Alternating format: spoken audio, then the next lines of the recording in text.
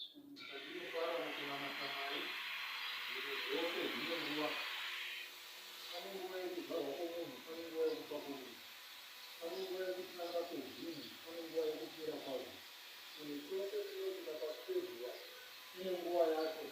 Ndinoda kumbotenda Mwari watitendera kuti pazuva ranhasi musi wa28 November 2021 tinge tichironga chechi inonzi Herald Church. Haleluya. Kungotenda Mwari kuti chakangonaka nezvaanenge aita mukati muupenyu hwavanhu, nokuti according to me izvizvi yandakapiwa inofambidzana nezvokuparidza vhangeri raMwari. Saka I call this an achievement, rather more than an achievement. I call this a vision fulfilled. Nokuti ndiMwari vatozvitendera kuti tinge tiri pano. ndiMwari vabatanidza tambo dzacho vakafunganidza panoda kusungwa kuti tisanganiswe tichizotanga kereke reHerald Church. Haleluya. Kereke reHerald Church ndakotaura zvimwe zvishomanana pamusoro paro. Harizi sangano rakatangwa nomunhu anonziva kumudhiwe. Vamwe vangafunga saizvozvo. Nokuti chandinoziva chinhu chikatangwa nomunhu pasina Mwari, sezvinotaura shoko raMwari kuti murumbi weguta akarinda pasina Jehovha anorindira pasina. Herald Church kutotanga kwayakatoita ndiMwari vakatotaura neni through a vision. Vision yandimboikanganwi nokuti inoti kunyange pandinoda kuneta kana kuti ndikafesa madisappointments zvaingoramba zvodzoka zvakare kuti unofanira kutanga sangano, kwete kungotanga ordinary sangano, no, but sangano rinoonekwa hukuru hwaMwari kana kuti Trinity pakati paro. Haleluya. So Herald Church yakavambwa kuburikidza nerevelation through a vision that I saw one of these days. Ndikatenda Mwari, ndikateerera Mwari, ndikazovamba sangano rinonzi Herald Church. And I believe kuti the center point kana kuti the pillar, the cornerstone of Herald Church is Jesus Christ of Nazareth. Saka Jesu Kristo ndiye foundation wesangano rino, ndo akaritanga, ndo anoritungamirira zvose zvichange zvichiitika. Anenge achiona kuti zvaitika panguva yakafanira ndiJesu Kristo. Saka sangano rino iri harina kufoma nomunhu, sangano rino iri harina ona, sangano rino iri is not hereditary, kuti izvo kana pazobva baba enji pachatevera maenji kana pachatevera Virginia kana mwana kana muzukuru, no. Sangano rino nderaJesu Kristo. Kana Mwari vachinge vatonga muupenyu hwangu nguva yangu ichinzi yakwana nhasi, someone who is anointed, someone who is blessed, someone who is fulfilled by the Holy Spirit ndiye achange achizotora sangano rino achienda mberi naro, nokuti harizi sangano remunhu. Haleluya. Sangano rino harizi sangano remunhu, isangano raMwari kuburikidza nomwanakomana wake Jesu Kristo. So that's the main aspect of Herald Church yatinofanira kuziva kuti akatendera kuti zvitange ndiMwari. Why Mwari vakatendera kuti zvitange mukati meHerald Church? Ndo mubvunzo unogara uchibvunzwa kana uchazobvunzwa navanhu. Chakaita kuti Mwari anditendere kuti nditange kuzoparidza nokutanga kuita zvamuchange muchiona nezvamuchange zvichizotaurwa pamberi apo, inyaya yokuti kuuya kwakaita Jesu pano panyika, akauya kuzobatsira nokununura varombo panyama kunyanya. Kana tichitaura kuti varombo panyanya panyama tiri kuti kudii? Tiri kutaura kuti munhu asina chaainacho. Mukunamata kune vanhu vasina chavainazvo kana kuti chavakabata, asi chakukonzera kuti vasanamata inyaya yokuti izvo paanoda kunonamata munhu uya paanenge aenda, kungava kumuprofita waMwari, kungava kumufundisi, pane mari dzakawanda dzakutaura. Zvinova zvinhu zvaindibata nokuti mukutanga kwangu inini ndachiverenga shoko raMwari, inini ndichivhurawo magwaro, ndainzwa shoko raMwari richitaura kuti munhu waMwari atumwa naMwari anoenda kuvanhu vaMwari kunovabatsira free of charge. But nowadays kuone munhu waMwari zvinhu zvakunesa, pakubvunzwa mari nezvakawanda maappointment kuona munhu waMwari. Zvinobva zvinhu zvakazondibata ndikasvika pakunamata ndikati Mwari kana uri kudenga, muri neMwari makatendera kuti Jesu Kristo afe pamuchinjikwa achifira iri murombo.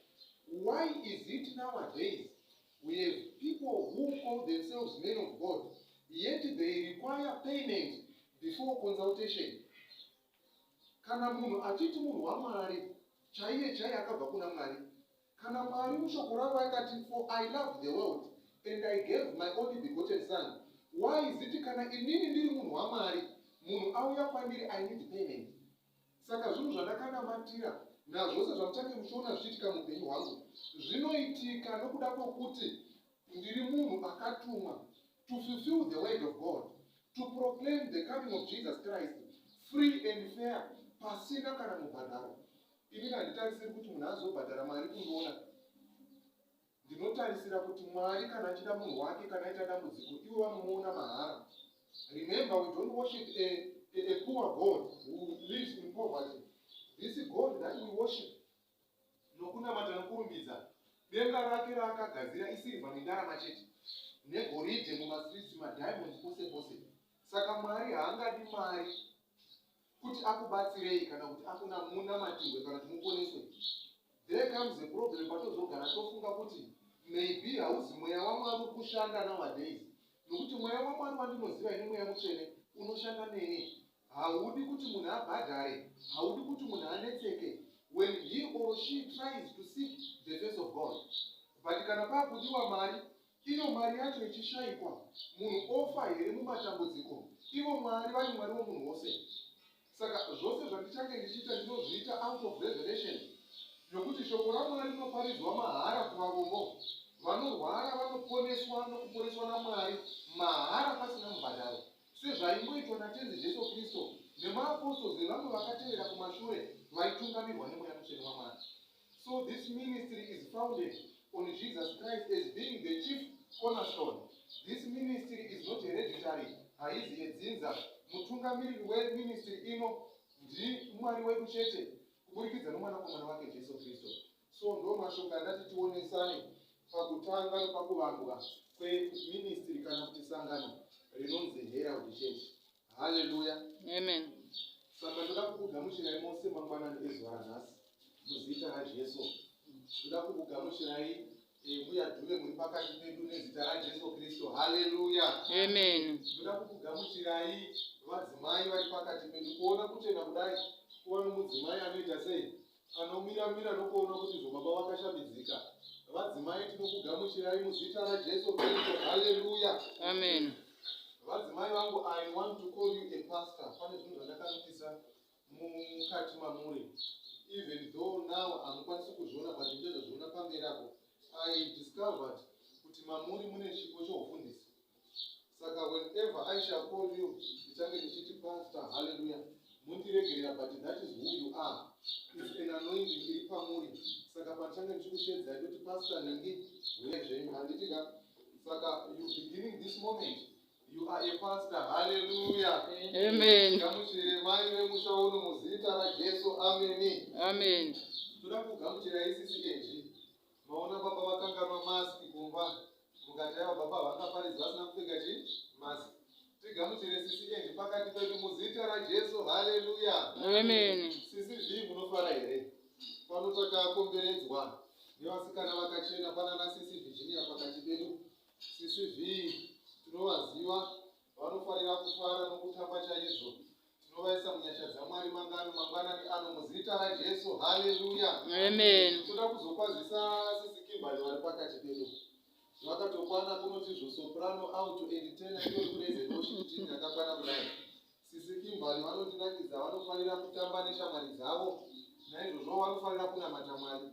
Zvinhu zvinofadza uye zvinorwadza zvakare kuti mwana anoda Mwari, asi munhu mukuru vanotarisira kuti angachitiza kuna Mwari haana shoko nazvo.